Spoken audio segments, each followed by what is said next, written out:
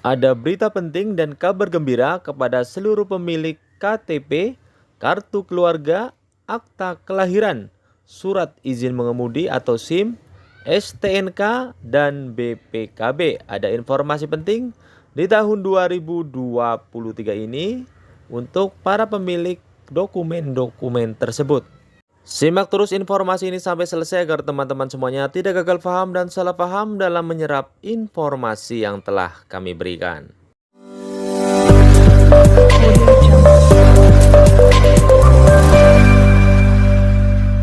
Halo semuanya, Assalamualaikum warahmatullahi wabarakatuh. Salam damai untuk Indonesia. Berjumpa lagi dengan Rano Entertainment. Di kesempatan kali ini kami akan memberikan informasi penting kepada seluruh para pemilik KTP, kemudian kartu keluarga, akta kelahiran, surat izin mengemudi atau SIM, dan STNK, serta BPKB. Ada informasi penting di tahun 2023 ini. Kita akan langsung saja simak informasi yang pertama, yaitu bagi para pemilik KTP, kartu keluarga, dan akta kelahiran. Untuk mendorong animo masyarakat membuat dokumen kependudukan dengan cara yang mudah dan cepat, Direktorat Pencatatan Sipil pada Dirjen Dukcapil Kemendagri tengah menyusun buku petunjuk teknis pencatatan sipil. Maka di buku ini kita harus ditunjukkan berbagai kemudahan yang telah kita bangun sejak tahun 2015. Dukcapil sudah mendorong memberikan berbagai kemudahan yang kita bungkus dengan 14 langkah besar Dukcapil, kata Dirjen Dukcapil Zudan Arif Fakrullah dalam arahannya melalui Zoom meeting pada fokus grup discussion kegiatan evaluasi peningkatan cakupan akta kelahiran dan penyusun buku petunjuk teknis pencatatan sipil.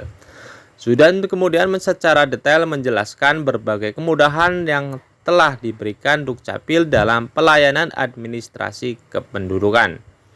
Yang pertama, pelayanan terintegrasi dalam satu paket 2-in-1 hingga 6-in-1. Minta satu dokumen bisa dikasih banyak, jelas Zudan seraya memberikan contoh konkret. Misalnya pasangan menikah ingin membuat akta perkawinan di Dinas Dukcapil, maka pemohon akan dapat 3 KK baru, yaitu KK pasangan nikah, kemudian KK bagi orang tua kandung, dan KK bagi mertua karena sudah pisah KK. Kemudian dapat KTP elektronik suami istri masing-masing dengan status sudah menikah.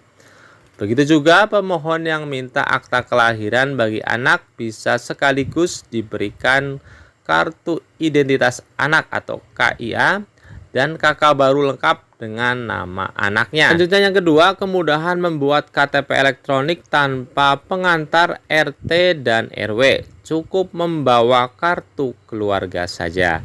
Yang ketiga, membuat KTP elektronik yang tidak mengubah elemen data boleh dibuat di luar domisili.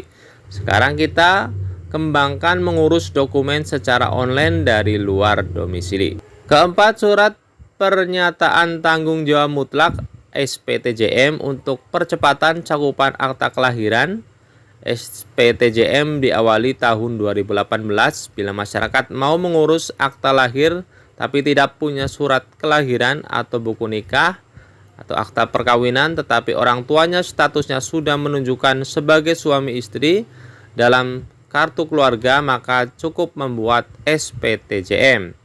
Contoh, penduduk usia 56 tahun mau buat paspor untuk umroh. Syaratnya membuat akta lahir harus ada buku nikah kedua orang tua. Tapi orang tua sudah meninggal dan buku nikah dicari tidak ketemu. Itu bisa diselesaikan dengan SPTJM. Yang kelima, membangun ekosistem pemanfaatan data kependudukan. Data dan dokumen kependudukan digunakan untuk semua keperluan. Keenam, akta kelahiran online sebagai tonggak awal Dukcapil menyelenggarakan pelayanan online dengan percepatan pembuatan akta kelahiran sejak 2018. Sekarang semua dokumen kependudukan bisa diurus secara online dengan Permendagri nomor 9 tahun 2018. Ketujuh, pemanfaatan satu data kependudukan untuk semua keperluan. Semua OPD, kementerian dan lembaga, dan badan hukum swasta bisa akses data Dukcapil. Dan ke-8, pindah penduduk tidak perlu pengantar RT dan RW, desa maupun kecamatan. Cukup datang ke Dinas Dukcapil dengan membawa fotokopi kartu keluarga.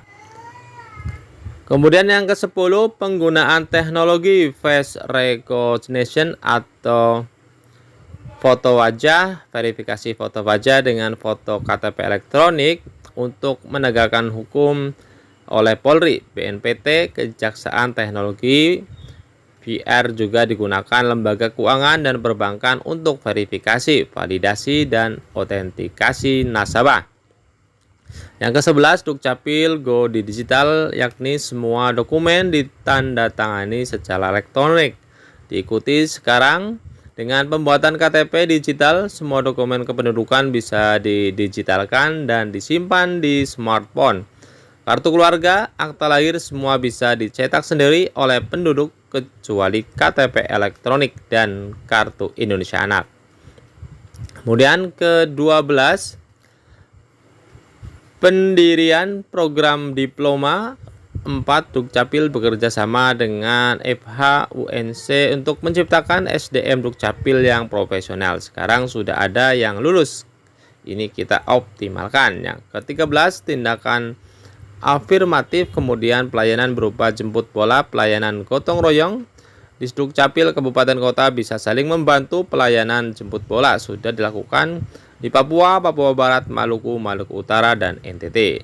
Dan ke-14, pemberian identitas untuk semua usia sesuai dengan saran dan arahan Presiden Joko Widodo, yaitu KTP elektronik dan kartu identitas anak.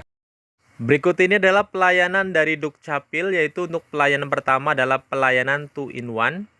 Layanan ini diperuntukkan bagi warga pendatang dari luar daerah yang pindah ke suatu daerah dengan membawa SKP WNI dari Dinas Dukcapil, daerah asal tempat tinggal. Dalam sekali pengurusan maka akan mendapatkan 2 produk dokumen kependudukan sekaligus, yaitu mendapatkan kartu keluarga atau KK baru dan kartu tanda penduduk elektronik atau KTP elektronik. Selanjutnya pelayanan 3-in-1. Layanan ini diperuntukkan bagi bayi yang baru lahir atau baru membuat akta kelahiran. Dalam sekaligus pengurusan maka akan mendapatkan 3 produk dokumen kependudukan sekaligus, yaitu kutipan akta kelahiran, kemudian kartu identitas anak, dan yang ketiga kartu keluarga. Dan jangka waktu penyelesaian yaitu sehari mesti jadi. Tarif pelayanan dipastikan gratis. Selanjutnya layanan 3-in-1. Layanan diperuntukkan bagi penduduk yang telah meninggal dunia dan keluarga yang ditinggalkan. Dalam sekali pengurusan maka akan mendapatkan 3 produk dokumen kependudukan sekaligus, yaitu yang pertama kutipan akta kematian, kedua kartu keluarga baru, kemudian KTP elektronik pasangan suami istri, status cerai mati. Dalam jangka waktu penyelesaian sehari mesti jadi. Dan tarif pelayanan gratis. Selanjutnya pelayanan 4-in-1. Layanan ini diperuntukkan bagi pasangan suami istri yang ingin pisah kartu keluarga atau KK dengan orang tua dan memulai hidup baru. Dalam sekali pengurusan maka akan mendapatkan 3 produk dokumen kependudukan sekaligus, yaitu kartu keluarga atau KK pasangan suami istri, kemudian KTP elektronik pasangan suami istri status kawin, kemudian kartu keluarga atau KK orang tua laki-laki dan kartu keluarga atau KK orang tua perempuan. Selanjutnya layanan 5-in-1. Layanan ini diperuntukkan bagi pasangan suami istri non-muslim yang ingin mulai hidup baru dan mencatat perkawinan mereka secara resmi. Dalam sekali pengurusan maka akan mendapatkan 5 produk dokumen kependudukan sekaligus. Yang pertama kutipan akta perkawinan pasutri, kemudian kartu keluarga, kemudian KTP elektronik pasutri status kawin, kemudian kartu keluarga orang tua laki-laki dan kartu keluarga orang tua perempuan. Inilah kabar gembira yang pertama ya bagi teman-teman yang akan membuat KTP, kemudian kartu keluarga dan akta kelahiran. Karena sekarang gratis untuk pelayanannya dan semakin mudah. Selanjutnya untuk informasi yang kedua, bagi para pemilik surat izin mengemudi atau SIM, atau bagi teman-teman semuanya yang akan membuat surat izin mengemudi. Karena Kapolri Jenderal Listio Sigit Prabowo membuat instruksi terbaru yang mempermudah masyarakat dalam pembuatan surat izin mengemudi. Kapolri juga menegaskan kepada seluruh jajarannya untuk tidak memungut biaya apapun pada pelayanan penerbitan surat izin mengemudi selain pungutan biaya PNBP surat izin mengemudi atau PNBP SIM. Kapolri juga memperbolehkan warga yang gagal tes ujian pembuatan SIM dapat mengulang di hari yang sama apabila dinyatakan tidak lulus. Dan apabila di hari itu tidak lolos juga, maka bisa kembali lagi 14 hari setelah dinyatakan tidak lolos. Dan instruksi ini tertuang dalam surat telegram nomor ST-2386-YAN.1.1/2022 pertanggal 31 Oktober tahun 2022 yang ditandatangani oleh Kakolantas Polri Irjen Firman Syantibudi atas nama Kapolri. Dan berikut ini adalah biaya penerbitan SIM baru maupun perpanjangan SIM di tahun 2023. Untuk penerbitan SIM baru untuk SIM A umum, B1 umum, B2 dan B2 umum sebesar Rp120.000. Kemudian untuk SIM C 1, SIM C2 sebesar Rp100.000. Kemudian untuk SIM D1 sebesar Rp50.000 dan SIM internasional sebesar Rp250.000. Selanjutnya untuk perpanjangan SIM A umum, B1 umum, B2 umum sebesar Rp80.000.